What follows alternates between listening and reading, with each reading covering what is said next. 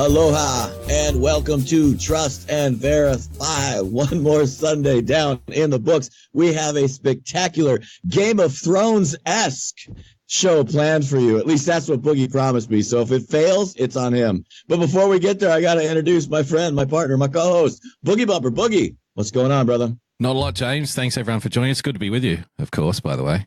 Thanks, everyone, for joining us in the chat. Thanks for sharing out. If you do, just a quick reminder, if you don't want to watch tonight, if we run a little overtime and you want to watch Game of Thrones, then you can always download the podcast. Just look for TAV Show on iTunes or Podbean. I did promise a Game of Thrones-esque show, James, but what that means is specifically you're going to be having sex with a family member, and I am going to be and I am going to be killing a dwarf live on show tonight. But that's how we roll. That's how we roll here on Trust and Verify.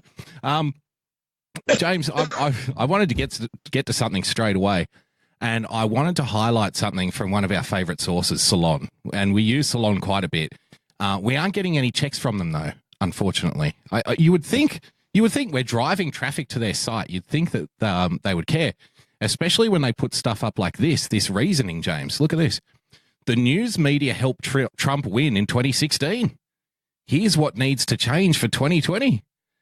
And I just thought, wow, because the news media, by and large, you know, with a ratio of about what was that that research that came out from one of the universities, James, a liberal college, it was about 89% negative on CNN, 85% negative on MSNBC, similar numbers on ABC.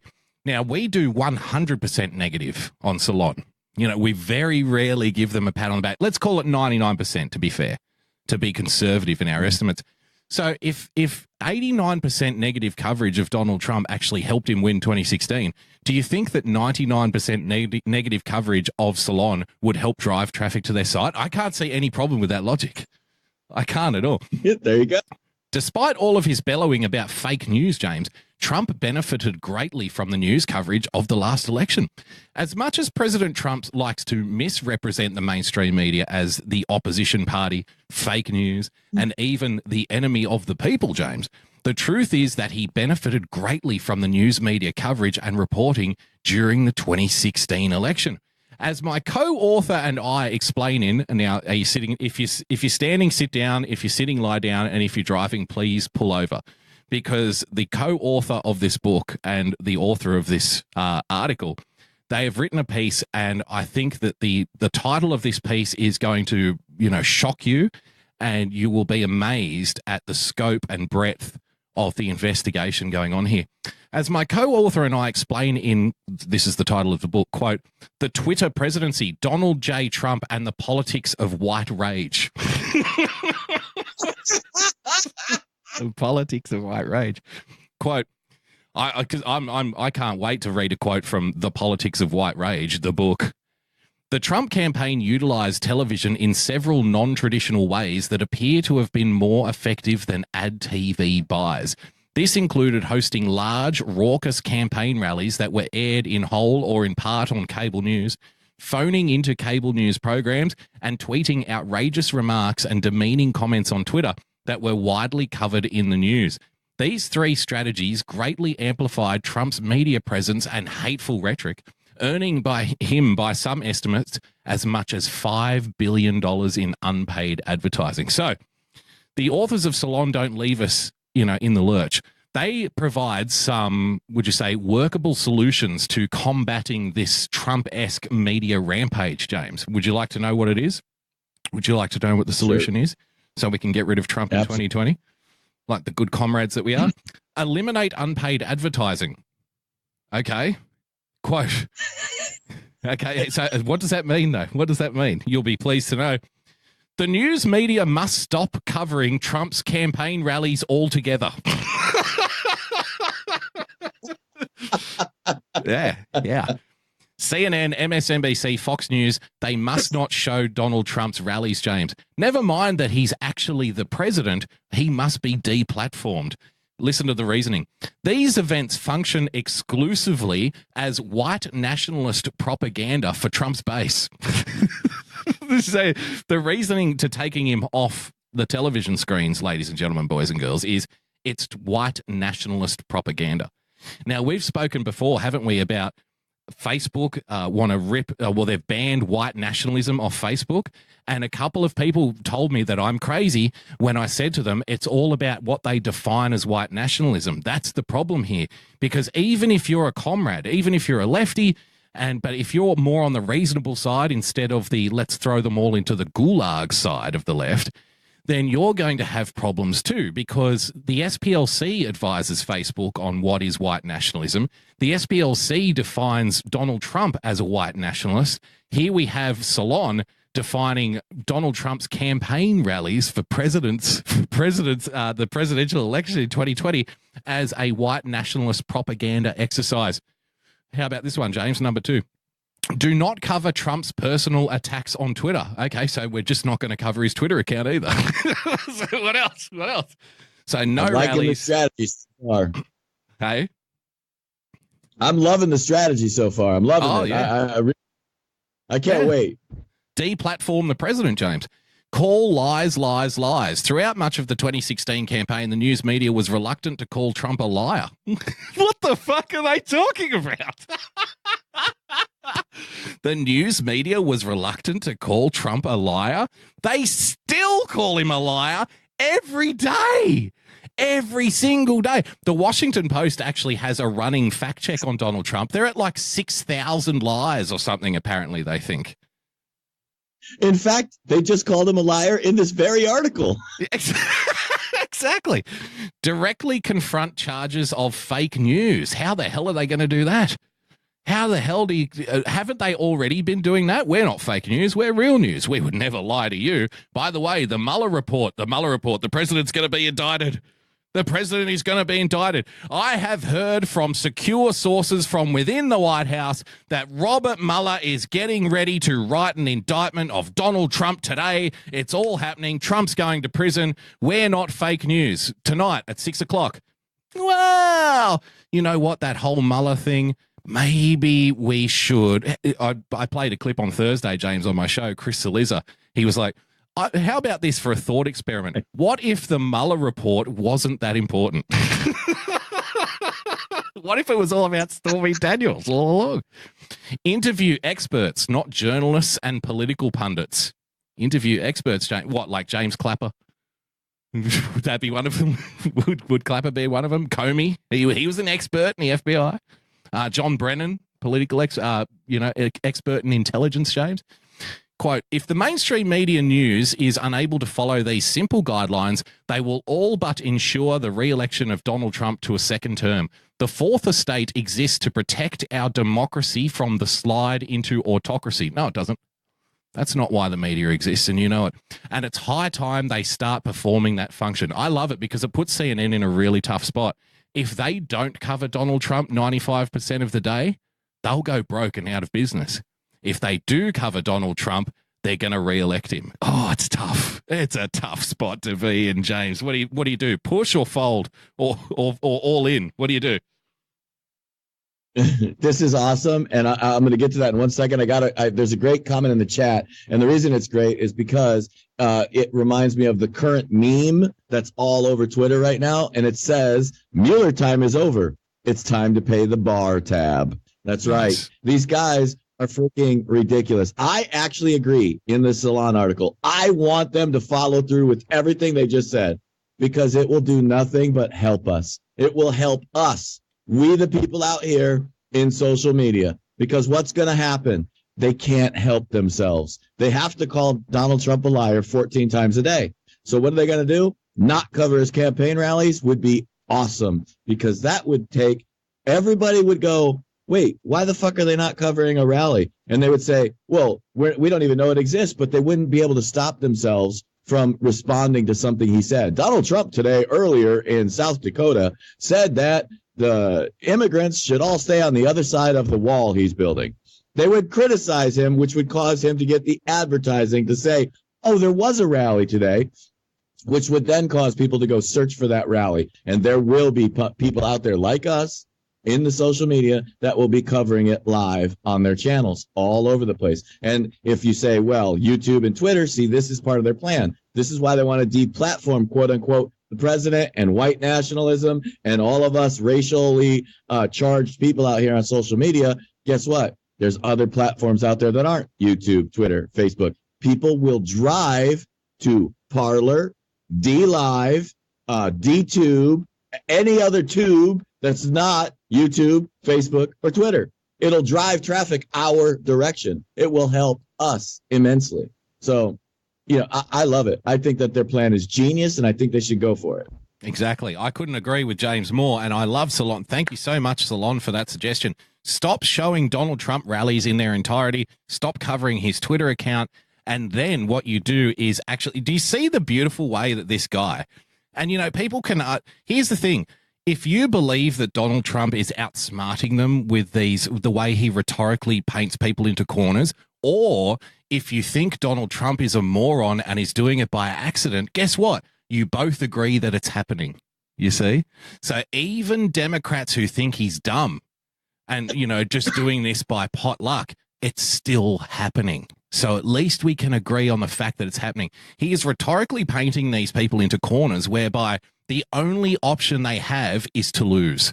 So if they cover him, they lose. If they don't cover him, everything he says about the media bias comes true. Therefore, they lose. It's absolutely genius. Speaking of rhetorical wizardry, James, this was getting a bit of play over the weekend. Do you want to check this out? House Press Secretary Sarah Sanders. Sarah, thank you for joining us again. So where does this idea stand right now? This idea. Look, this is an option on the table. I mean, we've talked about a number of different things over the last 2 years that we'd love to see happen. Certainly, this wouldn't be our first choice because ideally we wouldn't be dealing with the massive influx of illegal immigrants coming across the. Of course, Sarah Sanders is talking about the plan, the quote-unquote plan to place illegal immigrants in sanctuary cities. Border. The crisis that we have, both from a national security and humanitarian standpoint, is if Democrats would step up and help the president fix the laws, this all could go away. We wouldn't be having this discussion, and that would be the best thing for the country, and that would certainly be the best way to solve this crisis. Now, I kind of want to pull back the kimono a little bit, James, because the last few episodes we've had a lot of laughs, and it's great, and I love having laughs, and we're going to have more laughs tonight. But let's open the kimono a little bit for people and expose what's going on here. Sarah Sanders does not have to go on ABC. She can exist perfectly well in her role without going onto networks like ABC, CNN, and etc. So why would Sarah Sanders go on ABC specifically for this floated policy idea? There's a reason, right? It's to expose the audience of ABC who have been pro-sanctuary cities, and it gets the news media who has been calling anything that's against sanctuary cities racist, right? They know that they are oppositional for the sake of it. They will oppose anything that Donald Trump does. And this is going to get the ABCs and the CNNs in front of their own audience, decrying the entire concept of sanctuary cities by proxy.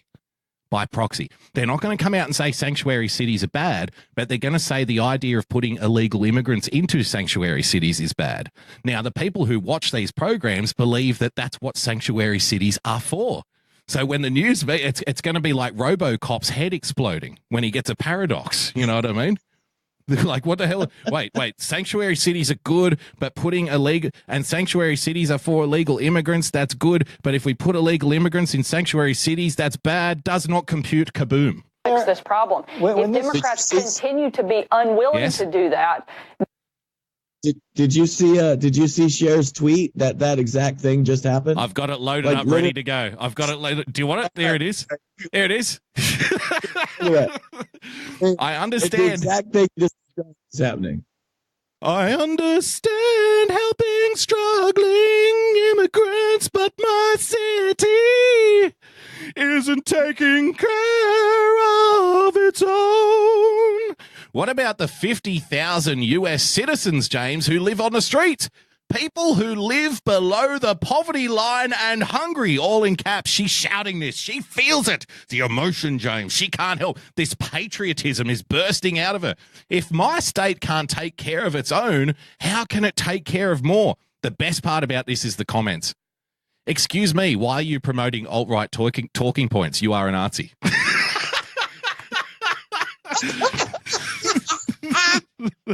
Hello. Hello. Looks I'm like you sick. just woke up. Amazing how people within sanctuary cities and state don't want those. They advocate for more to come. Isn't it fantastic? Welcome to sanity, says somebody else. This is an example of the genius of Donald Trump. Look at that. Isn't it fantastic? That's the best comment at the top there. Excuse me, why are you promoting alt-right talking points? You are a Nazi. Let's go back to Sarah Sanders here. Then we're going to look at all of our options, and we don't want to put all of the burden on one or two border communities. And Democrats have stated time and time again, they support open borders, they support sanctuary cities. So let's spread out some of that burden and let's put it in some of those other locations if that's what they want to see happen and are refusing to actually help fix the problem. So what is Stephanopoulos going to say to that? Ladies and gentlemen, I'm glad you asked. But as you know, when this story broke on Thursday, White House officials said flatly that the idea had been rejected. We know the president... Don't engage the idea.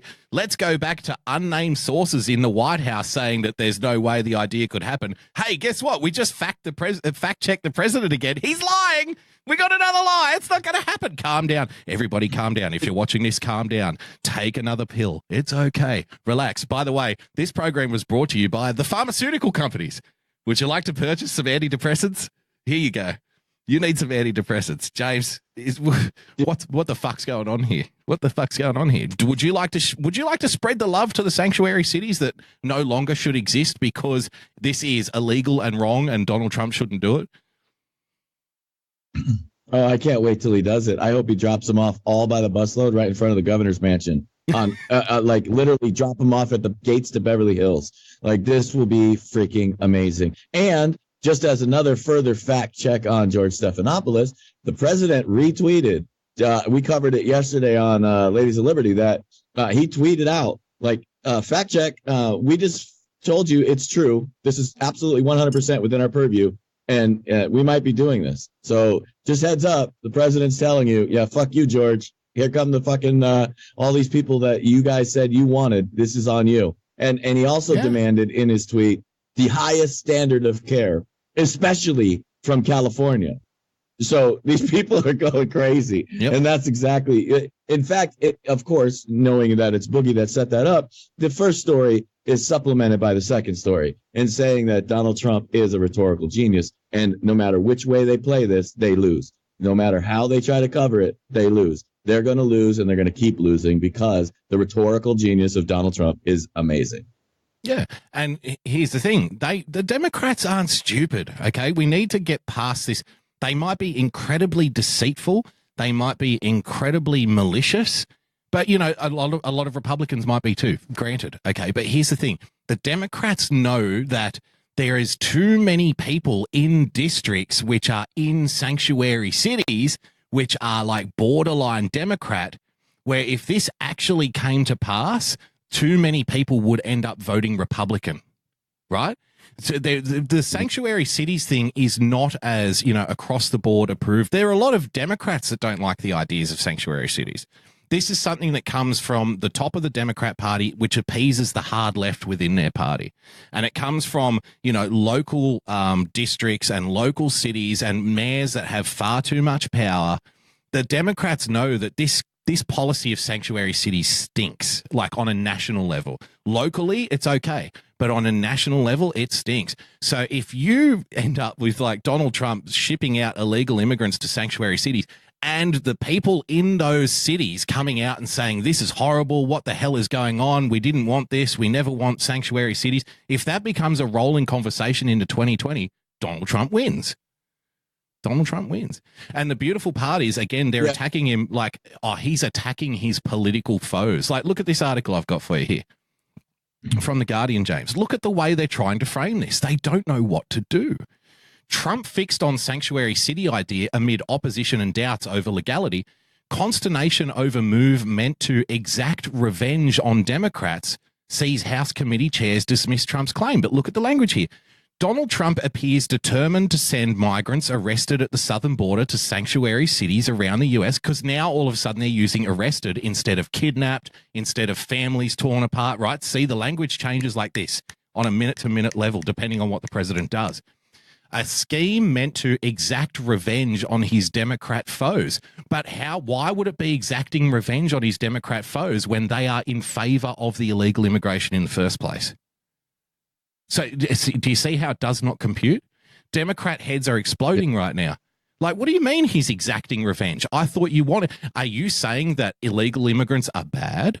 Are you saying it's bad to have illegal immigrants in your city? Why? Because revenge is something that's, something bad that happens to you. Because if illegal immigration is good and positive and a net positive for the country, how could it possibly be revenge by putting them in your city that you want? You're a sanctuary city. Democrat heads are popping off shoulders all over the country.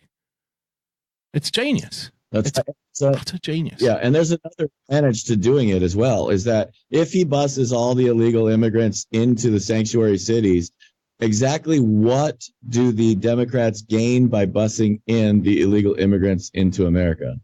Exactly, precisely nothing. Because the whole point of them wanting the illegal aliens in the country is votes. If all of the votes are going into the Democrat areas, it doesn't affect the vote.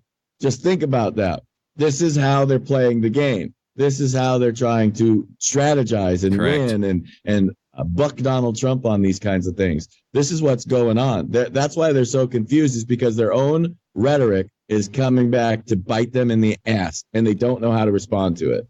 Exactly, 100%. We've talked about this before. People need to get out of the idea of thinking that millions of illegal votes are what's needed to change an election. No. Democrat operatives know, political operatives know. You don't need millions of people. You can do it with 1,000. You can do it with less than 1,000. Yep. You can do it with a few hundred people. If you get a few hundred people going from booth to booth to booth in a district, and if the district has less than a margin of like 1% and only, 20,000 people turn out to vote, you only need to flip 500 votes to get that district going the other way. So you don't need millions of people doing it. If you can replicate that 20 or 30 times in close districts around the country, guess what? You win an election. So, it's never millions and millions of people.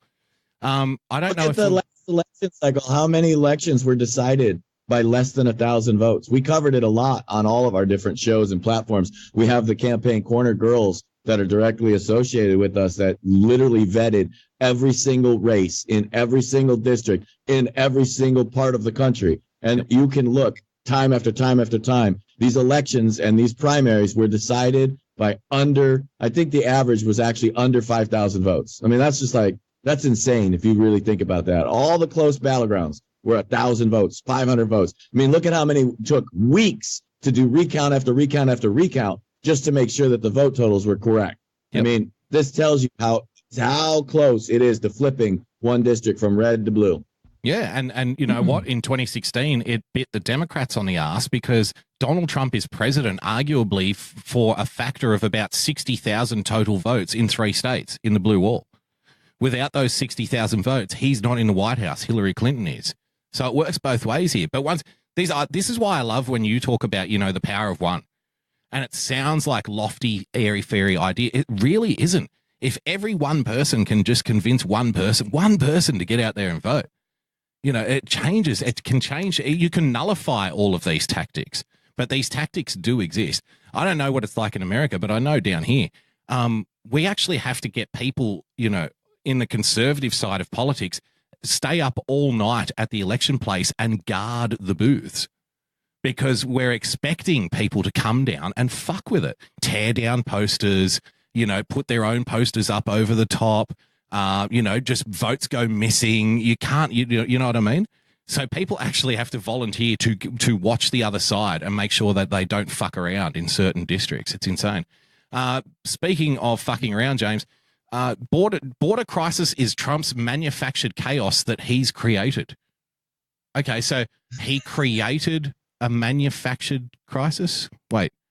So if he's created it, is it still fake? I'm not sure. Maybe this guy can explain for us. Chairman Thompson, thank you for joining us. Chairman Thompson. I want to get to immigration, but let's begin where we just left off there with Sarah Sanders. She says Democrats should be condemning the remarks of Congresswoman Ilhan Omar. Oh, we'll get to Ilhan Omar in a minute. Well, I saw the speech she gave. Move on to this proposal, perhaps, that the president is thinking about to move migrants to sanctuary cities. Do you see any way to do that legally? No, I don't. More importantly, Wait, you don't see how it could possibly be legal to move illegal immigrants. Where do you want to start? Where does the legality actually kick in? Does it kick in once they're over the border, or does it kick in when they're entering the country illegally? Illegally, James, illegal immigrant. Do you think it's legal to move illegal immigrants to certain cities? Well, no, I don't think it is. Oh, so what you're saying is illegal immigrants are just free to roam around wherever they choose then, right? This is, again, his manufactured chaos that he's created over the last 2 years on the border. What? This remain in Mexico. The manufactured chaos he has created over the last 2 years on the border. The manufactured crisis that is real but simultaneously not real, James. Like, why do we bother trying to argue logic here? Why do we try? Why do we bother? The cognitive dissonance you can watch happen in these people's heads is amazing. Yeah. You can literally, it's exactly, again, what great segue from the previous story, where you watch how their heads literally explode with the duality of their thoughts. They have to create this delusion in order to fill in this gap, because they believe two things that are actually opposed to each other. So they have to somehow tie them together with a delusion. And that's what the problem is. And that's why they suddenly fail with words, why they suddenly fail with concepts, why they suddenly fail on the law, because the law is black and white. This is the problem. There is no such thing as they can't be here illegally. And then you say it's not legal to move the illegals to your city if you're saying it's legal for them to come across the border, or start from the whole premise that there's no crisis on the border, nothing's happening. So wait, if they're not here, doesn't matter where we ship them because they're imaginary. If they don't exist, if there's no crisis, who gives a shit where the buses go, because the buses are empty. You see, that's the duality here, that they just can't put the two things together because they don't go together. There's illegals. There are 100,000 of them were arrested in 1 month. 100,000. That's 1.2 million illegal immigrants this year. I'm sorry, illegal aliens this year coming into this country. Just do the math. Do the math when they tell you there's only 11 million of them here. There's going to be over 1 million this year. How many came in last year? 500,000. How many came in the year before that? 500,000. Keep going backwards. So every 2 years, you're adding 1 million people to the number. Go back to when they got the 11 million number. The 11 million number is from, I think, 1986. I think that's where the number's from. So if you take 11 million and then you add half of the years between 86 and now, I mean, you're looking at like the number being 44 million, like the president said. Exactly. I just want to address a comment in the chat, James. Colleen said, if we just focus on how stupid the Dems are, then the system is winning. But, with respect, Colleen, we did just, talk about that the Dems aren't stupid, that they are doing this on purpose in order to fracture people and in order to create certain paradigms of thought. And with respect, I don't know how many shows we've got down now. Nobody covers the Democrat side of the aisle like we do. And, of a certain group of people who aren't raging liberals on this app, on Periscope, nobody gives the Democrats the amount of fair play that I do. I'm always talking about moderate Democrats, and I don't know how many times I've said the real fight isn't between left and right. It's not me, the voter, versus you, the voter. It's us, the voters, versus them, the politicians. I mean, I must have said that on this show 15 times. So, with respect, I think it's a little unfair to lob in once, listen to about 2 minutes of audio, and then start making proclamations. But if you stick around, we can move past this. But I do take your point on board. Sticking with that, James, the manufactured crisis, New Mexico City asks for donations as the number of migrant grows. Why would they be doing that? It's all manufactured crisis. It's not really happening. What are they? They must be grifters, James. They must be some of these grifters that we've heard so much about.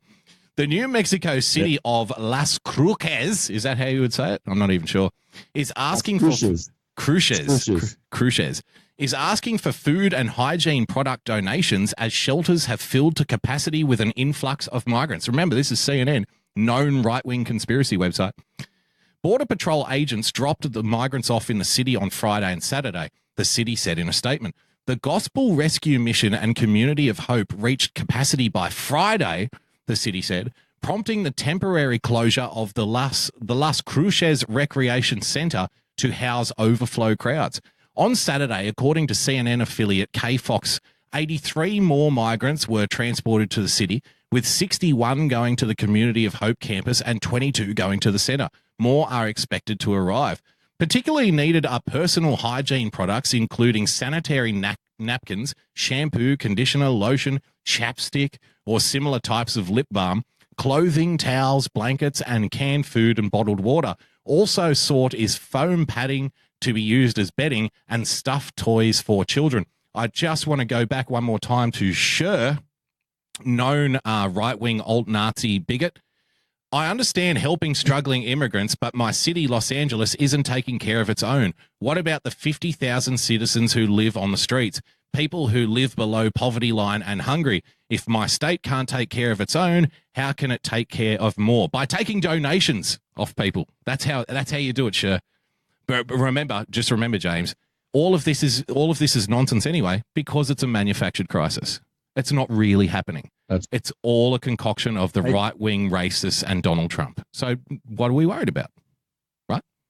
That's right. I'd like to bring your attention to the fact that we have some more Periscope royalty in our chat again. Christian Lamar has joined us tonight. And Christian Lamar had a great comment that people need to really understand that we're really talking about here behind the scenes. And that is Dems have a real shot at getting all of those illegal aliens on true voter rolls. We've documented this. Christian has documented this.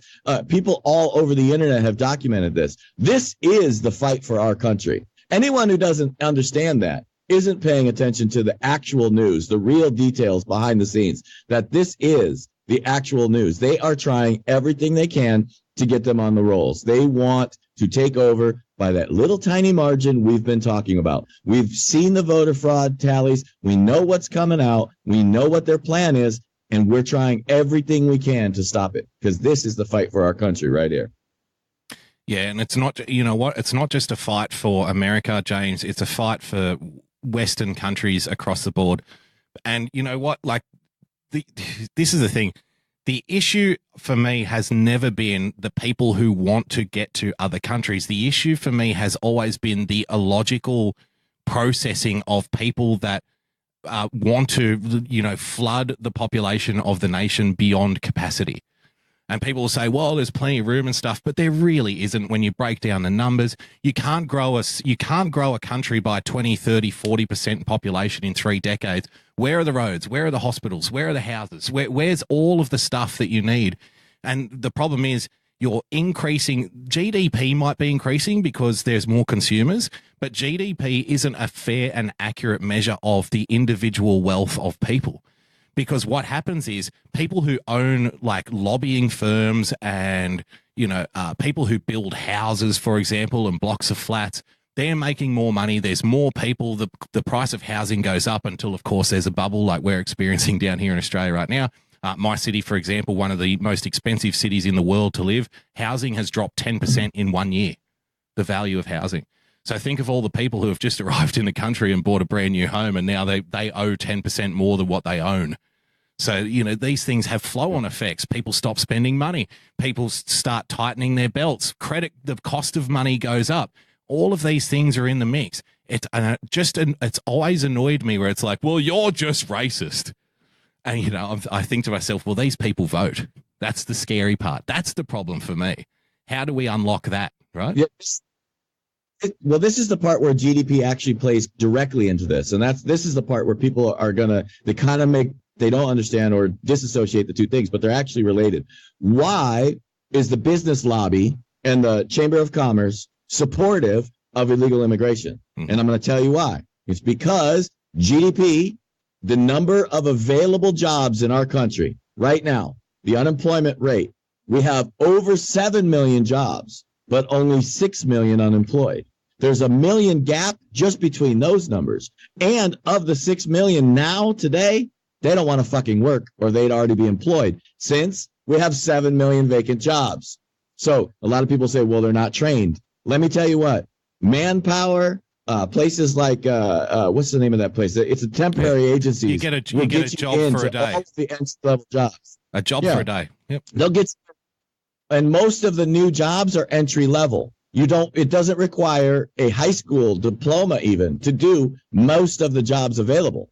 Okay. And the people at large corporations that need skilled workers, they can take their skilled labor, move them up the chain if they could hire more entry level people. So this is why, and if you look at our graduation rates, the number of people graduating out of high school this next year, it won't fill the job demand. So what they're trying to do is they're trying to increase the immigration to fill the job demand. This is how this whole thing works. This is why it's a circle. This is why 95% of big business donations went to Hillary Clinton. Yep. They're telling you they're against you, the people. Why are wages continuing to rise? Wages are continuing to rise because they can't keep their people if they pay them less. Because people like me, you in the audience, if the guy next door or across the street will pay you 10 grand more a year for the same job, fuck you, I'm out of here. I'm going to the other job for 10 grand more a year. So that's why wages will continue to rise, because companies have to fill their positions. They will have to do it. So at some point that balances out. Well, it doesn't balance out if you continue to bring in migrants. If you continue to bring in outside labor, that number won't ever balance out. Suppress wages. It's a game. This is why Donald Trump understands how to balance that margin. He needs wages to rise and outpace what? Outpace entitlement spending. He told you, the president himself told you what the plan was to fix everything. To fix everything. He said, we're going to grow our way out of this. And what is he doing with the Fed right now? See, this is why these things are all connected. Every single piece. It's like a big, long tightrope. You just have to pull it tight. Herman Cain is going to the Fed. Herman Cain is the inventor of the penny plan. Remember, this is how you curb spending on one side. So he gets it. He understands what's going on. By doing that, by putting all of his people on the Fed, what has the president been talking about? Quantitative easing, quantitative tightening. He told you that if the Fed would not have fucked our economy by quantitative tightening, it would have been $3 trillion more dollars onto our GDP. By them doing quantitative tightening, they slowed down the amount of GDP growth. That GDP growth would have paid what? The deficits, the debt. See, this is how debt gets serviced by dollars. So, trust me, this shit is all connected, every single bit of it. You have to understand economics to understand the border issue. It's literally connected. People that don't understand that, you're lost. You're in the weeds. You're outside of what's going on. The president is sending the signal right now that over the next fiscal cycle, what he's going to do is create more quantitative easing to get back out those tightening measures that they took, continue along our spurious growth, to continue to grow forward so that we have the amount of tax dollars in the coffers to pay down debt, get rid of deficits, and also to outpace entitlement spending, which will then force Congress into a position where they would have to raise welfare and benefits, which the president will not sign. Therefore, those lazy motherfuckers sitting at home collecting welfare checks will go out and get a fucking job. And instead of those 7 million vacant jobs and 6 million people sitting at home eating welfare, it's going to be 3 million people at home eating welfare. And the other 3 million are going to go get a fucking job. Well done. Quality rant, ladies and gentlemen. Hit the hearts, give a tip of your hat to James R., the known alt-right Nazi, giving a quality rant there on economics. I love it when people do economics with passion. And you know what, just to add a little bit on top of that, in response to the comment before about, if we just talk about how stupid Dems are, something again that we've said on this show very often, that the right and the left, the establishment right and the establishment left, have long supported mass immigration for their own reasons for a long time. If you're on the establishment left, it's for cultural reasons and social reasons in order to own the ballot box. If you're on the establishment right, it's because you want more consumers and more cheap wages in order to suppress wages, so there's less so there's more competition for work, therefore you don't have to pay people as much. And to be fair, I don't want to upset the ladies in the audience, but this was the main reason why big business actually backed the liberation of women into the workforce in the 1960s and the 1970s. It had nothing to do with, how you feel and wanting you to be a part of the workforce. What they essentially did was double the amount of available workers so they could stop the prices going up. the price of labor going up. This is why in the 1950s, one person could earn a wage and afford to pay off a house, have 3 or 4 kids and a car, and why today it takes both parents working out of the house. The child goes into childcare, doesn't have somebody at home. Both parents have to work, or one parent has to work 2 or 3 jobs. They can barely afford to have 1 or 2 children. They have to rent a car or catch public transport. And of course, all of the flow-on effects from that just create more red meat for the socialists to begin with. Speaking of socialism, James, I want to throw this one up for you, something that we've spoken about often. Bernie Sanders accuses liberal think tank of smearing progressive candidates. What? Bernie, what are you talking about? What about the Nazis? What about the bigots? Remember the bigots hated you?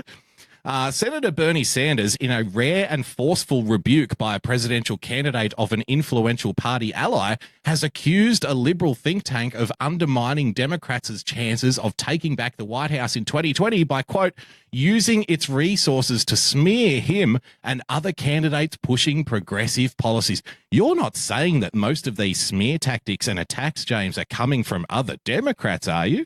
We haven't been saying that on this show for months, have we? No, of course not. You see, we're just morons. James and I are both just simple blue-collar chaps. We are simple blue-collar chaps. But for some reason, this shit just presents to us as obvious.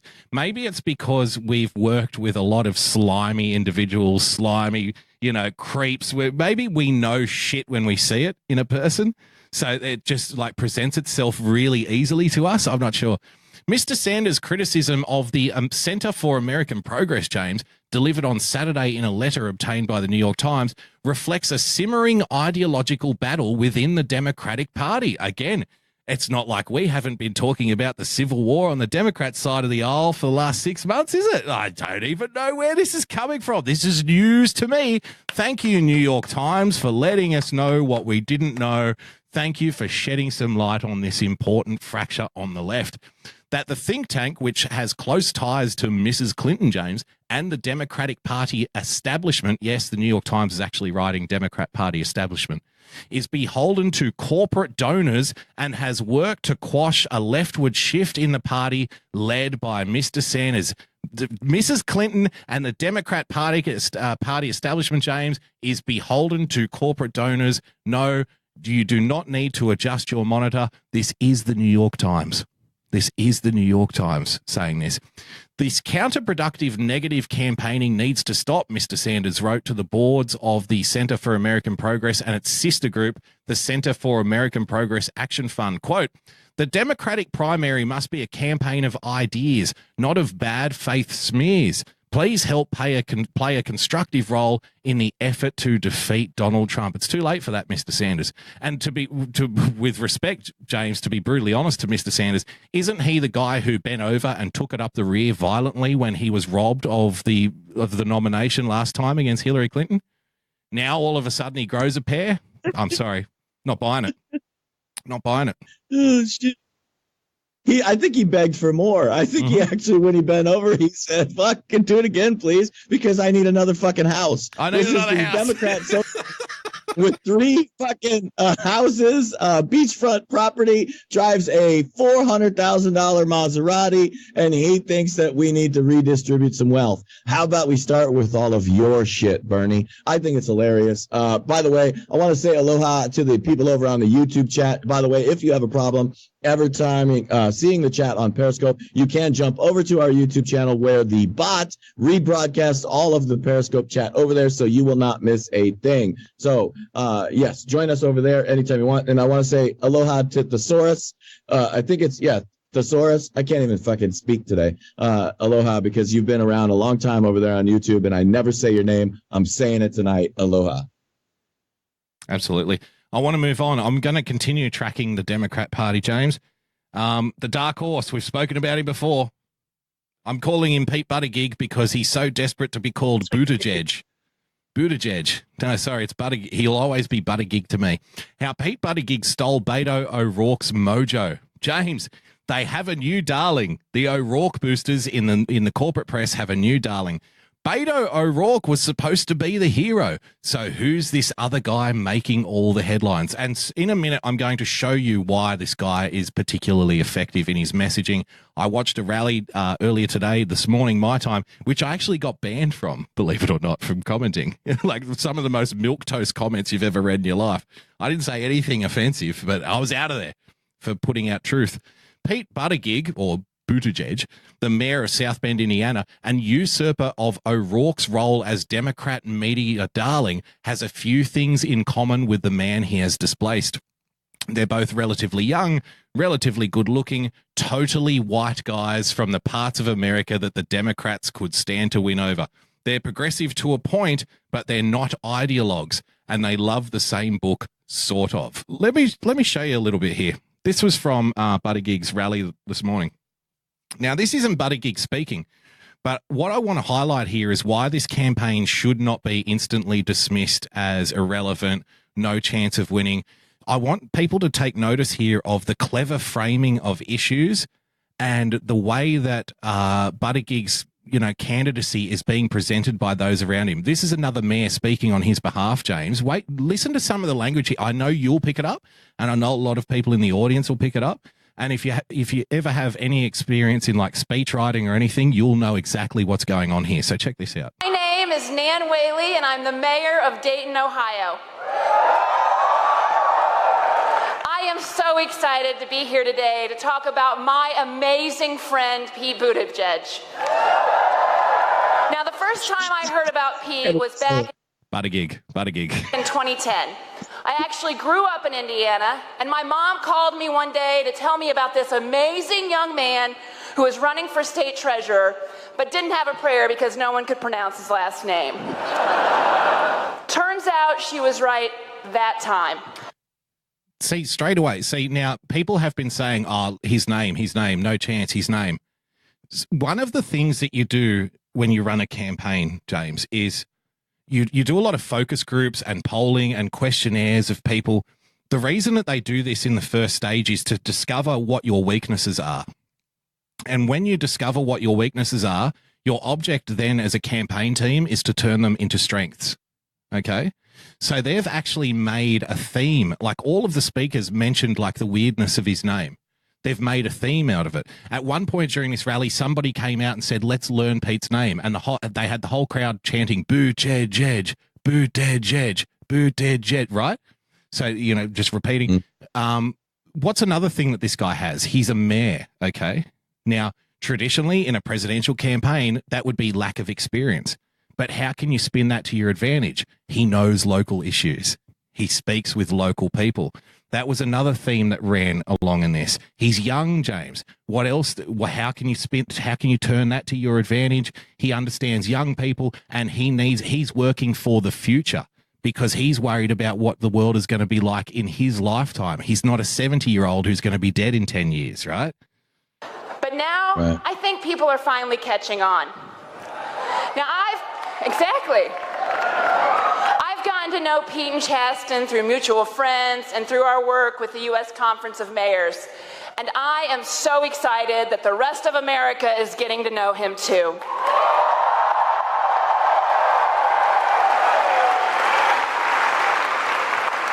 Pete and I are both mayors of heartland cities that have faced big challenges over the last few decades.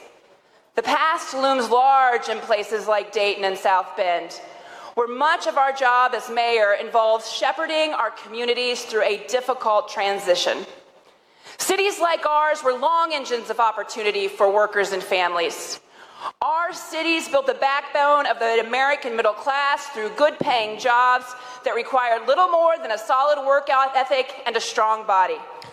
Where was one of the grounds that Donald Trump made up massively in 2016, James? Was it with middle-class blue-collar voters in states like Indiana, for example, right?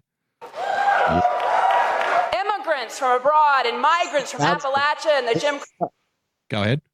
I just want to say this again. I'm serious when I say this.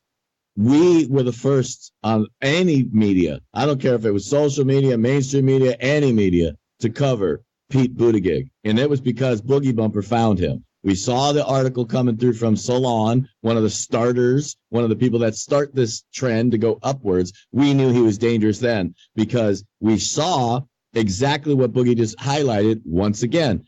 How many votes did we win Indiana by? How many votes did we win Michigan by? How many votes did we win Wisconsin? Think about this. We are in the battleground states of the middle class, blue collar workers, and it's just like Pennsylvania, and it's just like those states that we flipped that they said we couldn't flip, that we won. And they were margins very, very small, very tight margins in those states. Pete Buttigieg is the guy that's focused on those states. Remember, the ultimate candidate doesn't matter. What matters is the collective. This is how the Democrats run politics. They put Elizabeth Pocahontas Warren to go get those old Northeast votes. They put Bernie Sanders to go get the socialist vote, and they get Pete Buttigieg to go get the blue-collar vote. And then when they get to their final candidate that comes out of the woodwork from nowhere, like Barack Insane Obama, then all those people go, he's really going to provide. Look, I have a direct line to him. Look, I promise everything I told you I'm going to do, he's going to do. Everything I told you that we're going to do, he's going to accomplish. I have a direct line. I'm going to hold his feet to the fire. I'm going to make sure he does it. We're going to do it. It's the Democrat Party all the way. We're going to go for it. We are going to take it, and we are going to give you your hope and change. Hope and change. I'm sorry, not hope and change. Hope and change. See, this is how they do it. This is the whole fucking plan. Pay attention. Learn something and learn how to counteract this bullshit. And if you'll notice the attacks that are happening between Democrat Party candidates, James, it's like Kamala Harris versus Bernie Sanders. It's Elizabeth Warren versus everyone else. It's Kirsten Gillibrand versus, Cory Booker T, I Am Spartacus. This guy is getting a run right through the middle. And if you actually listen to his policies, it's very red meat progressive stuff. He wants to change the Electoral College. He wants to do, he wants paid family leave, stuff like this. But if you listen to the messaging that surrounds that core of policies, it's all about the blue-collar workers. Because here's the thing. The Democrats don't have to win every state. The Democrats only have to carry the states that they did win and then win the states that Donald Trump won off them. And how do you win those states back? You win them back by doing because these people are Democrat by nature, James. They flipped to vote for Donald Trump. So you've just got to bring them home. You've just got to bring them home to the party. This is why I was saying back in 2016 on, whoever would listen to me, that I would be fundamentally concerned in 2020 about a guy who comes out. I'm not looking for the next Barack Obama. I'm looking for the guy who can challenge on blue collar issues and relatability. And what have they done? They've found a local mayor, right? This is the other thing. They say a local mayor would be a negative. How have they turned it to a positive? They now call him Mayor Pete. He's being described as Mayor Pete. That's a positive, right? Let's listen to a couple more minutes of this, and you'll see what I'm talking about. Made our cities their homes, enriching our community in countless ways. Our cities were also home to companies that excelled on the world stage. See the economic angle here as well? They touch on refugees, they touch on immigrants, but they also touch on the locals who have been there all along, who built this country with the industries, James, the blue-collar workers, am I right? Corporations like National Cash Register in Dayton and Studebaker in South Bend. Through much of the 20th century, our cities, like much of the country, saw rapid growth in their middle classes through good work in factories. Middle class. And local executives became civic leaders investing in our communities. Businessmen ran for local political jobs, James. But we all know where the story goes from there. Since the 1960s, we've seen globalization and automation decimate our local economies. Speaking out against globalization, James. Right. Bombshell, right? Not to us, not on this show. It's not a bombshell on this show. We knew this was coming. We know what they're doing. They're winning people back. Forces far beyond the control of local workers and leaders closed good factories and sent good-paying jobs out of town. Donald Trump's platform in 2016. A mirror image of that aspect of Donald Trump's platform in 2016, James. Our our cities began to hollow. Designed specifically for the blue-collar workers in the Rust Belt states that Donald Trump won. Now, if you continue, like I said, in his speech, it's pretty, red meat for progressive stuff. Remember, all he has to do is carry the states that already voted for Clinton with her progressive message. He just has to win back the Rust Belt states, and he gets the White House. Out because of policy choices made far away from South Bend or Dayton City Hall. Washington is the problem, right? Don't trust them. It's Washington's fault. It's up here in the heartland, James. Those decisions that were made down there in D.C., that's the problem here. In cities like ours, it is easy to focus on what was and what we don't have. It is easy to be held back by our past. It is easy. Now, that is a clear delineation away from Make America Great Again. So what they're saying is, hey, we did have it good in the past, but we're not going to fix these problems by trying to make America great again. We're going to fix these problems by coming up with new ideas, right? Do you see the difference in language here? Easy just to say we want to make America great again. There it is. But we don't have time to focus on what is behind us or where we should place the blame for our current situations. Isn't that something? See, they're trying to change it into that blame game thing, and it's not going to work. But this is what the main thing you have to understand about what we're seeing right here. This is highlighting, absolutely circling and putting an exclamation point and highlighting why Blexit is so goddamn important. Why the walkaway movement is so important. Why the Jexodus is so important. This is highlighting it because it's got to. We can't win 2020 relying on the same states, those blue collar votes staying with us. You only need to look at Pennsylvania to understand that that's true. Donald Trump won the state, and the very next election, we got another Democrat liar that won, that went in as a blue collar guy, went in as an Army veteran, went in on the Democrat principles of saying, hey, I believe in Make America Great Again. We just differ on what that means. And I'm on your side, and I'm for the blue collar, and I'm going to fight for your job. He got in there, and what has he done since? He has voted with Nancy and Chuck. This is the point.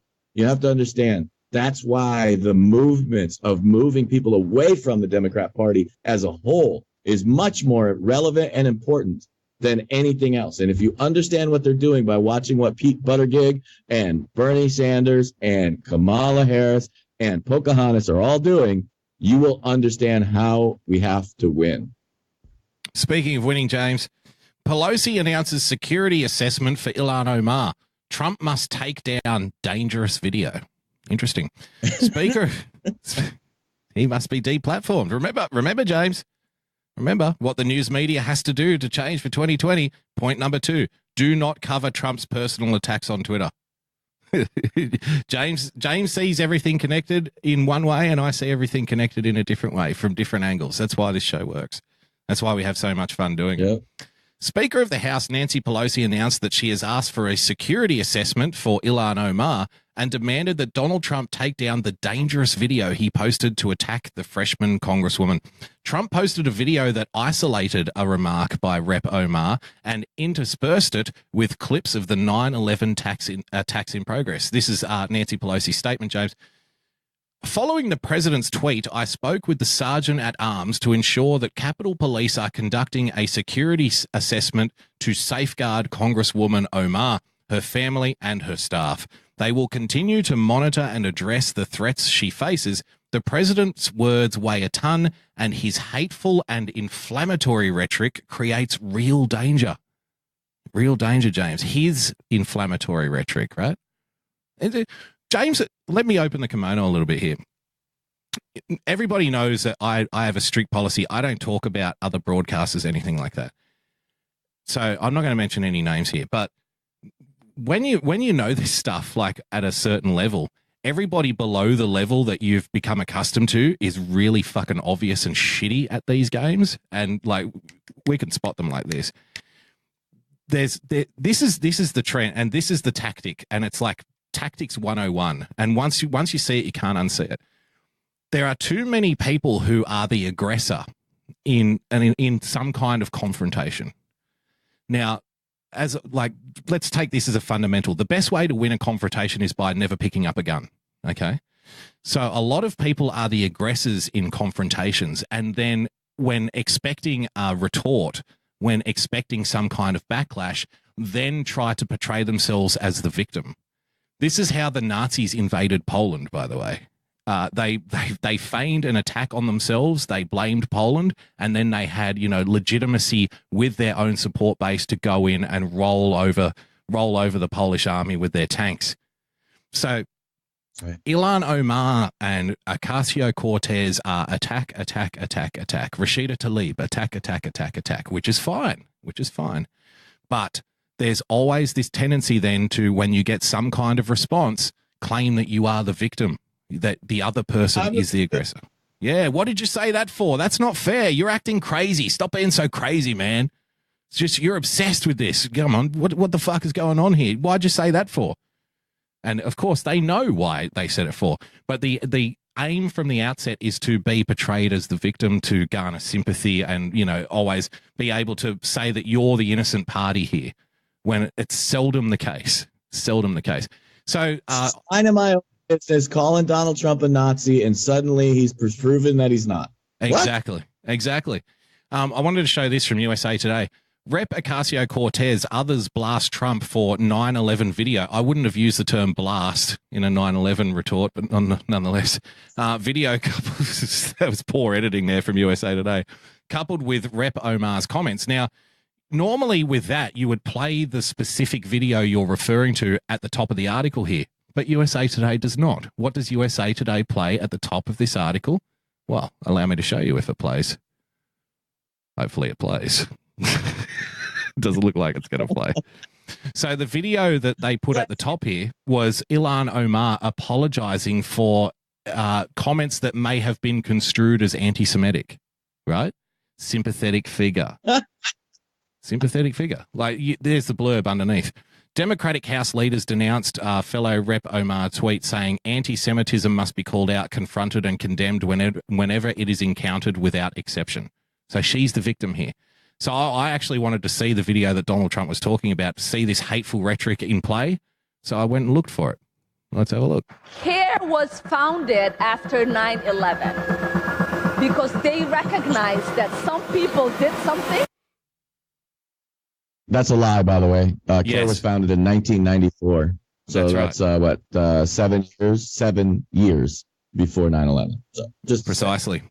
And I remember, doing some reading in the early 2000s, in 2003, 2004, and reading about the influence that CARE at that stage of the game had over things like Hollywood scripts, James. Did you know that certain Hollywood production houses would send their scripts to organizations like CARE and say, is this offensive in any way? Is there any way that we can clean this up? I forget which, actually, it was one of the, what's that? Tom Clancy, The Sum of All Fears. Yeah. You remember that movie, The Sum of All Fears?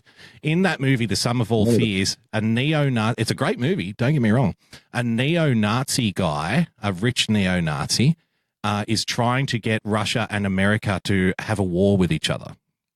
Now, in the original of that script, it was actually a jihadist who was trying to get America and Russia to fight each other. But they changed it after talking to groups like CARE to a neo-Nazi instead, because they wouldn't want to be offensive. And there's been video games and stuff where terrorists have been taken out and replaced with, right-wing fascist terrorists, because that's more palatable, I suspect, in the modern age. So let's carry on. So you have no idea right now? There's another one. Another plane just hit. Some people did something. Oh my goodness, there is smoke pouring out of the Pentagon. Some people did something. It just flew straight into it.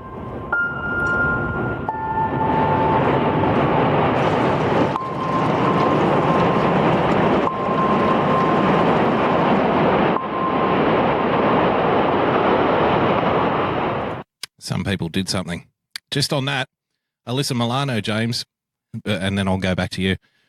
Alyssa Milano replying to this tweet. What in the actual fuck? Is this real life? Yes, Alyssa, apparently, yes, planes did fly into the buildings and kill 3,000 people. That was real life you were witnessing there. It wasn't a movie.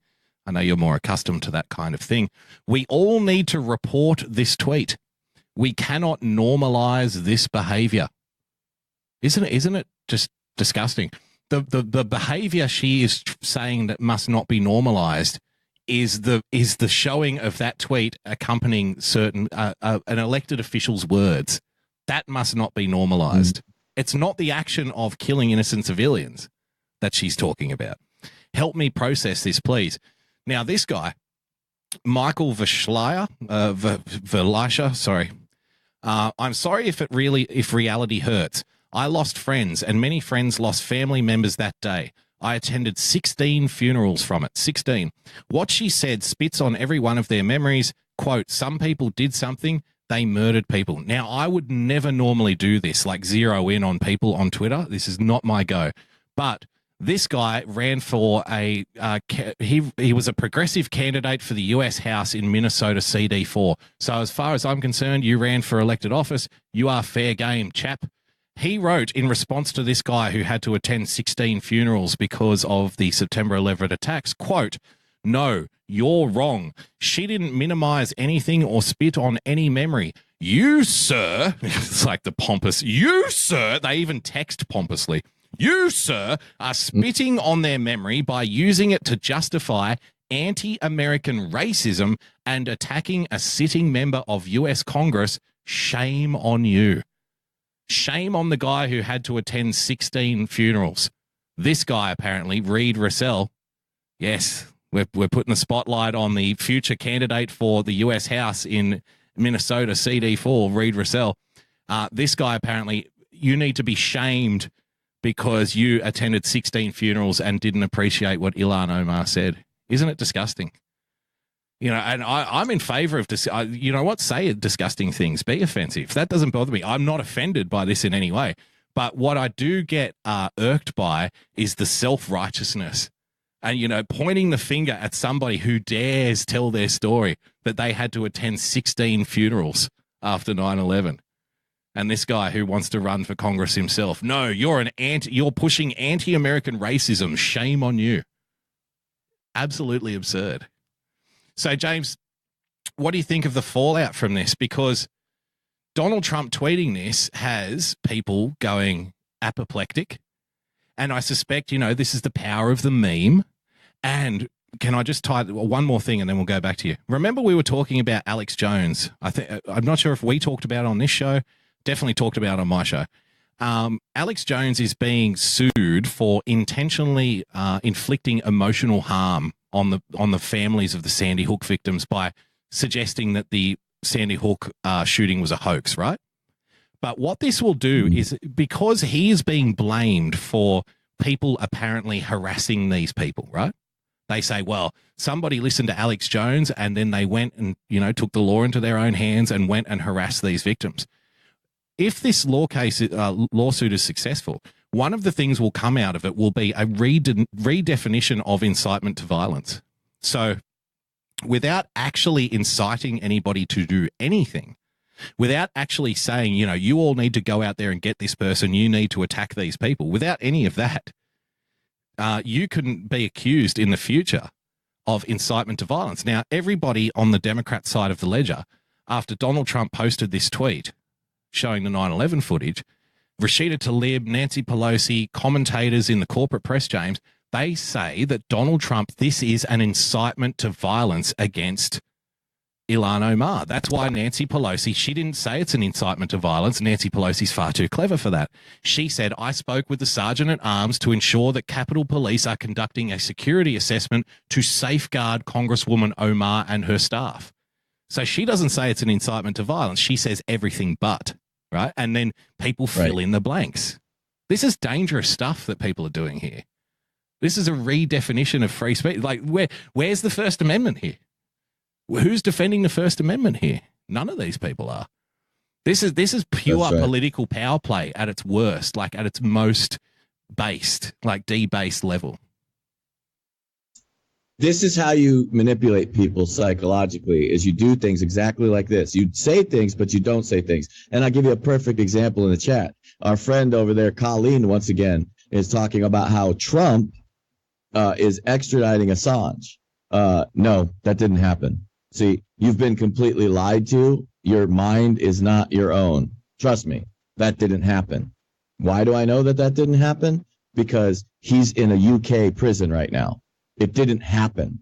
Donald Trump didn't extradite him. He's not been extradited. He's not been arrested by U.S. authorities. Nothing has occurred yet.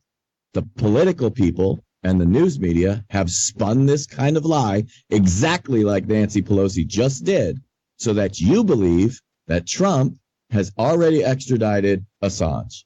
It didn't happen. Of course, there was some kind of deal in play politically somewhere, but this stems from an international warrant issued over 9 years ago. That's where this came from. Donald Trump didn't issue that warrant. Donald Trump didn't send the FBI to go pick his ass up. None of this has occurred. Not yet. None of it. Nothing has happened. And yet you're in my chat right now telling everybody that Trump has extradited Assange. Trump had fuck all to do with anything to do with this at this point. So you have to understand that that's how rhetoric, exactly like what Nancy Pelosi just did, and trying to say that she's implying that there is an incitement to violence without saying there's an incitement to violence. It makes connections in your brain say that, oh shit, there must be some real world threats to Ilhan Omar if Nancy Pelosi is calling on the Capitol Police to do threat assessments. See, this is all rhetoric. This is how they fuck with your mind. Understand why we have to point to the facts of cases, of what's actually happening. And I will tell you this, 100% for sure, I remember 9/11. I remember exactly where I was when I found out what was going on with 9/11. And I remember basically being in a daze for days, not knowing what to do. I probably actually should have got fired from my job because I didn't even call in or anything. I forgot I had a job. I forgot my kid's birthday because his birthday was 9/12. This is what happened to a lot of people because of 9/11. My kid is scarred for life from 9/11. These kinds of things happen. This is how devastating that was to our country. We cannot allow people to steer the rhetoric away from the reality of the facts. Terrorists murdered 3,000 people on 9/11, 2001. I even remember where I was, and I'm not even an American, James. I was at home, and I used to keep the TV on all night. And I woke up during the night because obviously the time difference. And I saw planes flying into buildings, and, you know, the news was on. It was on every single channel here in Australia. And I assumed that it was like a late night movie. And so I watched it for like 5 minutes. I'm like, oh, okay. And then I just went back to sleep. And I went to work that morning, and everyone was talking about it. I'm like, I said, you saw that movie too. Was it any good? And they're like, movie? What the hell are you talking about? And, you know, somebody put a newspaper in front of me. I was like, Jesus Christ, that actually happened? I thought it was like some kind of late night movie that I was watching. I didn't know that was real. Holy shit. And then, of course, everything changed. The world changed after that. Everything changed. The Patriot Act came in, the fucking with, the desert shitholes on the other side of the world, James. Everything that we considered normal before 9/11, like, evaporated in one morning. Gone. The Western world forever changed after that day. Not just in America, but, you know, for all of the satellites as well. I just want to put this up, James. We've changed tack here. I want to give Rashida Tlaib a round of applause. I want to give Rashida Tlaib a tip of the hat for acknowledging, a hard truth, James. Quote, they put us in photos when they want to show our party is diverse. However, when we ask to be at the table or speak up about issues that impact who we are, what we fight for, and why we ran in the first place, We are ignored. To truly honor our diversity is to never silence us. And I would just want to say thank you, Rashida Tlaib, for pointing out to all of your Democratic followers that the Democrat Party's obsession with quote-unquote political diversity and saying how good diversity is all in reality a shallow PR campaign. Well done. Thank you, Rashida Tlaib. Thank you for pointing that out. And the tweet that she's actually quoting, James, from Maheen Ahmed, who I don't know who she is. The attacks on Ilhan Omar and subsequent lack of support from Democratic leadership continues to prove that this system was never meant for us. To that, I have to say, well, if you want to talk brutal truth, it was written by a bunch of white guys. So I guess you're right. Sorry. Remember how you say it was all written by a bunch of white guys and, you know, it's always been racist? Well, okay, if it was never meant for us, why is this a fucking revelation here? This is exactly what you believe, that it was only meant for white men. So what? Oh, well, the attacks on Ilhan Omar show that it was never meant for us. Hang on. Don't you run on the platform that the Constitution proves that it was never meant for you? What the hell am I looking at here? It's like another universe. But, James, I think we're ready. It's time for the hammering. Time for the hammering.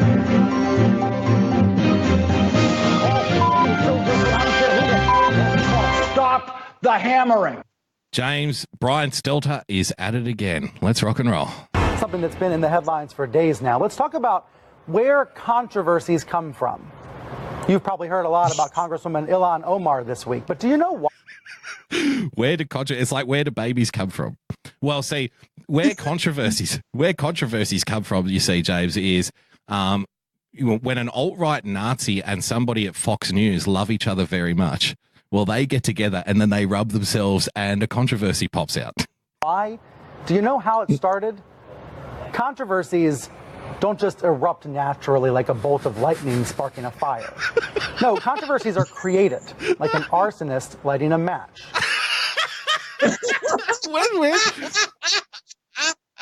Why isn't Brian Stelter getting pulled up for his hateful rhetoric here? Arsonists lighting matches? Jesus Christ, don't get anybody ideas, Brian. This might be an incitement to violence. But too often our news coverage in the papers and on TV and online starts mid-story. We say something like, there's a controversy brewing among these two people, but we leave out the most important part, the lighting of the match. So let's look at how the Omar 9/11 story started. Dude, the lack of self-awareness here is just breathtaking. The amount of matches that Brian Stelter has tried to light over his career, you can't count. You can't count on a million fingers. It's every single episode he's trying to light controversial matches, right? He's trying that's right now. Right now, exactly. Conservatives pounce. That's what he's trying to do. He actually had the gall to tweet out an article from The Atlantic earlier today, James, which was calling for people to stop taking comments out of context and trying to create outrage around them. And I had to reply. I said, Brian, you do this every single week. You play a 2-second clip and then have a 10-minute conversation about it. Every damn week. I take notice. Brian, I'm watching. I know what you do. And how it's been framed. Omar gave a speech to the Council on American Islamic Relations last month. Her focus was on the importance of protecting civil liberties. The speech didn't really get picked up at the time. No. But then last Monday, the conservative website The Daily Caller, co-founded by Tucker Carlson, picked up on Omar's reference to the 9/11 hijackers. Holy shit, founded by Tucker Carlson. Hold the fucking phone. That libertarian. Do you people know who Tucker Carlson is? He is far from a conservative.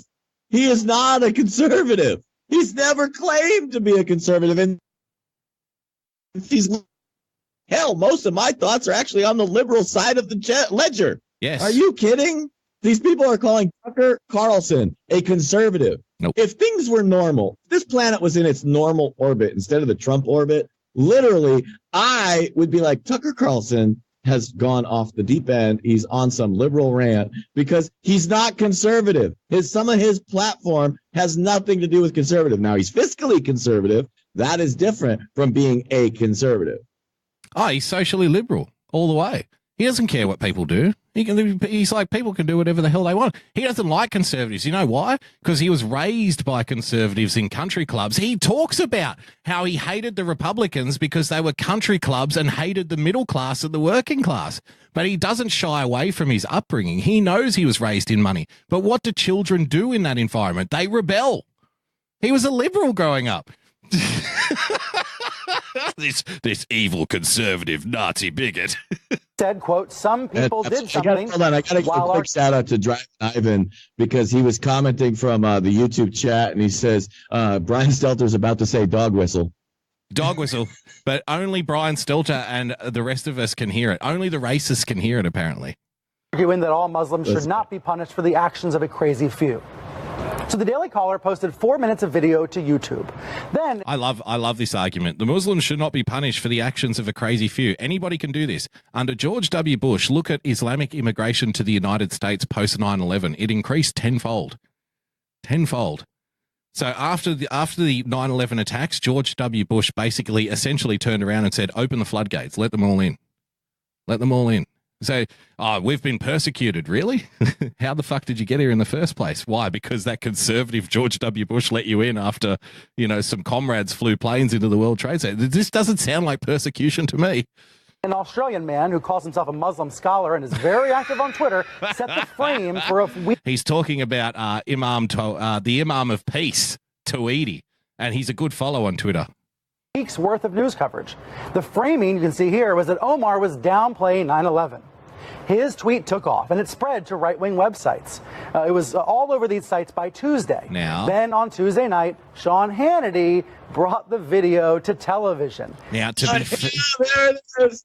Sean Hannity's responsible. Yep. But to be fair to Brian, this is something this is why we only cover left-wing sources on this show. He's right. He's right. That's exactly how it works nowadays.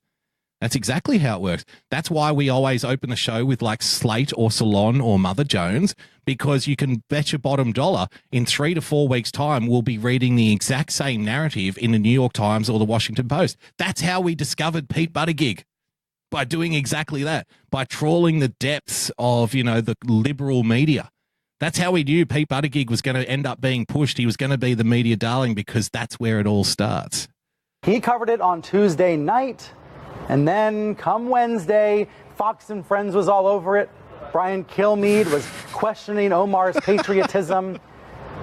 This went on and on for days and days. And then on Thursday, this was the cover of the New York Post. Oh, New York Post, I salute thee.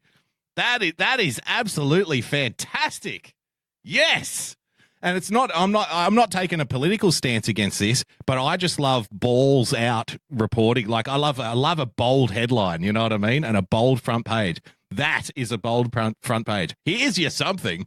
I love it. Some people did something. 4 words.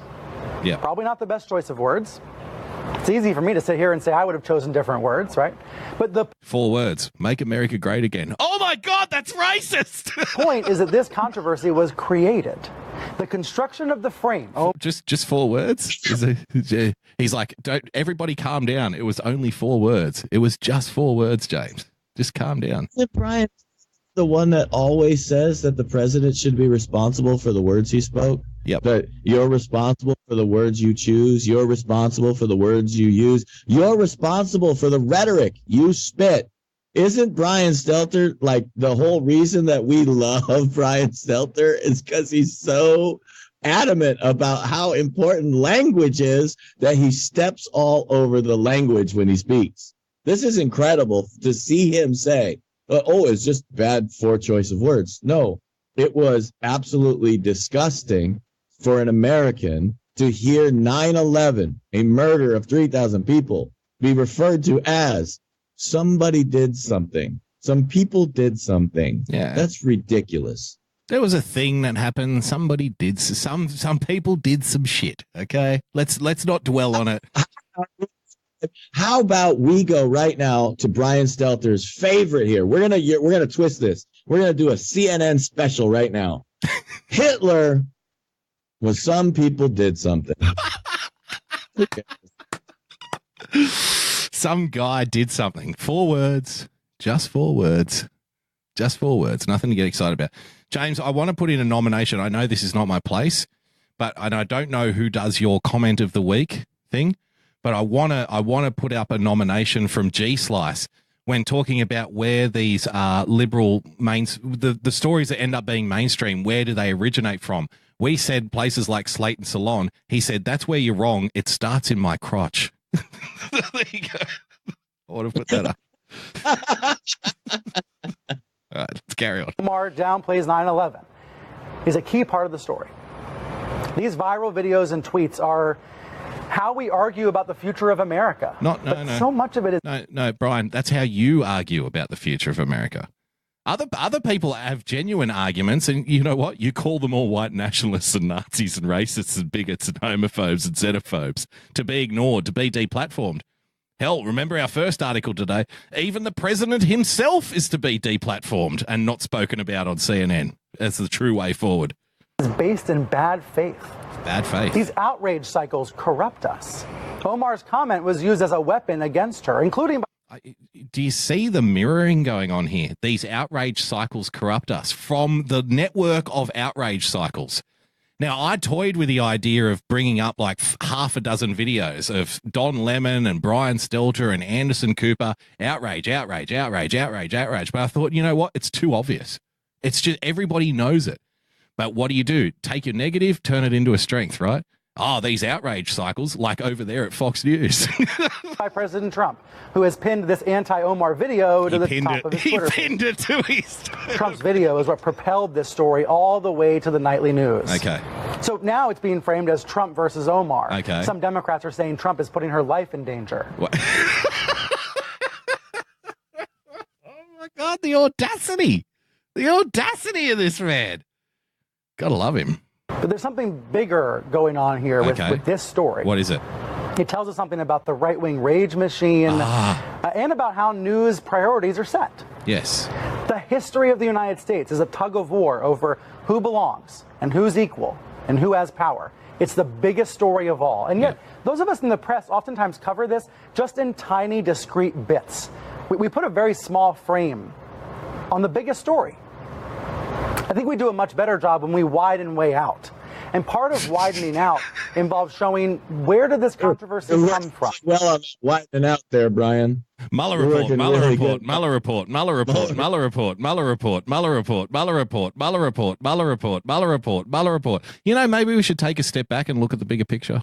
Mueller report, Mueller report, Mueller report, Mueller report, Mueller report. How was it created in the first place? Yeah. Who created it? How was it created in the first place? Mueller report. Who stands to benefit from being created and who stands Nobody to watching lose? This show. Who stands to suffer? Everybody. These are the big questions that I think we should be asking when there are these eruptions that happen. Okay. This is all foreplay because what I want you to hear here is the explanation of why this happened. I had to show the foreplay so it makes sense. What Brian's talking about the bigger picture here. Then he brings on his panel of experts. And this gentleman who joins him at the desk is going to give you the explanation of a lifetime as to why Donald Trump tweeted this out. Are you ready? This evolve over the course of a week? Well, it's so many stories are like this. First of all, it starts off with kind of alt-right, far-right Twitter. Then it gets to the Daily Caller, which boosted up. First of all, there's very little alt-right, far-right Twitter anymore. They've all been banned. They're all on Gab. Then it goes to, outlets like Fox News. And then it's the entire Republican Party is united around a singular message, which is to, defame and destroy the character of Ilhan Omar. And this is, like you were saying... defame and destroy the character of Ilhan Omar. Remember, she's the victim here. She's been the one that's been calling everybody a Nazi. Donald Trump is a white nationalist. Steve Miller is a white nationalist. Donald Trump is destroying America. He's the problem. He's the criminal. He's the crook. He needs to be indicted. He needs to be thrown in prison. One tweet. Oh, the whole Republican Party is trying to destroy Ilhan Omar. I think it's part of the... Hold on, but don't listen. Look at the Chiron. The power of the white right-wing rage machine. Yep. I would love for us to just do that. Anyone, I would dare any lefty that ever I can't even speak anymore, man. I needed a drink. Sorry. I dare any lefty on any network, Twitter, anywhere. You put together a string of the right-wing rage machine on Twitter, and we'll do the same with the left. And we'll see who comes up with some real things. Like all of the people out there, Donald Trump's your president. That's all that happened. Donald Trump got elected president. You burned the city of Portland.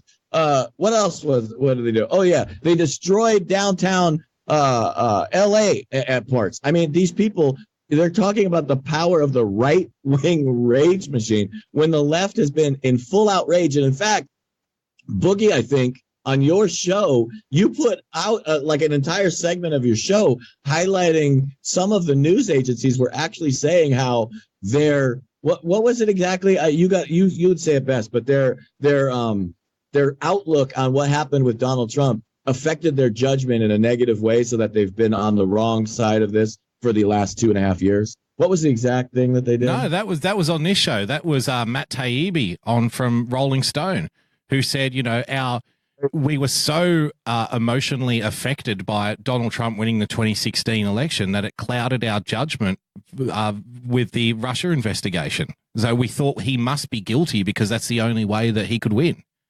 And so, we have to have a mea culpa moment. That was Matt. And he was one of the biggest pushers of the Russia collusion story, was Matt Taibbi. Congratulations to him. It's pretty hard to acknowledge that kind of thing. This long 50 years. Wait, you really need to hear this in its totality. I'm not going to comment, but I want you really need to hear this explanation, and this is going to end the hammering, and I won't even have to add anything to this. You're going to absolutely love this. Outlets like Fox News, and then it's the entire Republican Party is united around a singular message, which is to, defame and destroy the character of Ilhan Omar. And this is, like you were saying, it's part of this long 50-year strategy that began with the Southern strategy in the Republican Party to divide white voters from voters of color. And this is what we're seeing with the right-wing ideology. Okay, I couldn't help myself. So he's linking. Wait. He's linking Donald Trump tweeting this tweet about Ilhan Omar to the Southern strategy, which has been proven to be a myth, by the way. But he's linking it to the Southern strategy. Wait till you see what he links to the Southern strategy. War machine is that they target Ilhan Omar because they want leaders like her and leaders like Alexandria Ocasio-Cortez. They want to show to their white viewers that those leaders don't have anything in common with white voters, because what would happen? Well, the owners of these outlets, Rupert Murdoch for Fox News and the New York Post, Robert Mercer for Breitbart, they're billionaires. At the end of the day, it's kind of a divide and conquer strategy to make sure that no one ever comes together. The American people, the voters, don't come together to tax billionaires like them and provide health care for all. So this is a 50-year...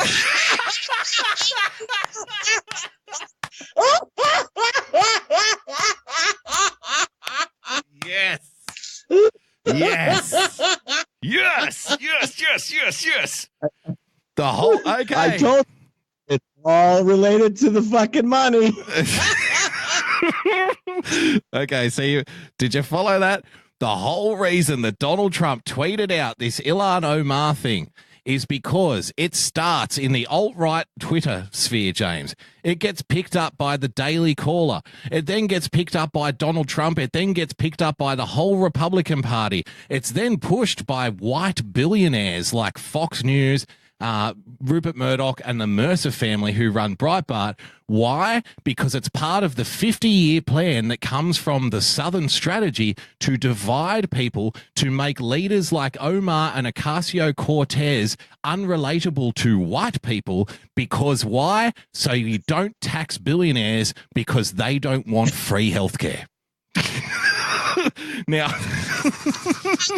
Now, I have to, just before we end the hammering, I know it's a mouthful. I know it's a long, logical bow to draw, but even to his credit, even Brian Stelter is taken aback with this. To make sure that no one ever comes together, the American people, the voters, don't come together to tax billionaires like them and provide health care for all. So this is a 50-year strategy. You're telling a very big story here about a specific event that happened this week. You're telling a very big story here. Could you just imagine Brian after the show in the green room, like walking up to this guy and slapping him on the forehead and saying, what the hell was that? I've asked you on here to talk about one tweet. One tweet. You're into the Southern strategy. You're into billionaires getting taxed because they don't want healthcare. What the fuck are you talking about? What the fuck are you talking about? What do you think Brian Stelter said to his producer? Where the fuck did you find this guy? Can we get anybody with some intelligence? What the fuck was that? And remember, ladies and gentlemen, the whole point of this segment was, James, audience, combating the outrage cycle of the corporate press.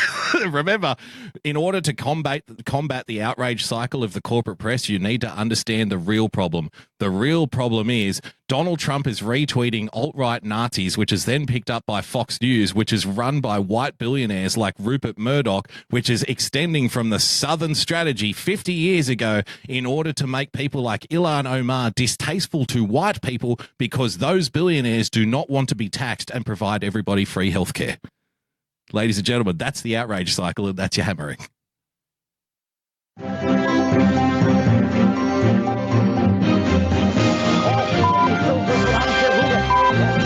Stop the hammering. Thanks for being here, everybody. That's about all the time we got for you. What a spectacular hammering. I'm still laughing. That was amazing. If that doesn't get you fired up to go watch your Game of Thrones and whatever the hell's going on, I don't know if it's a premiere, the ending, the whatevers, the what season they're in. I don't watch it. I'm sorry. Yes, I'm one of those people that just eats beat.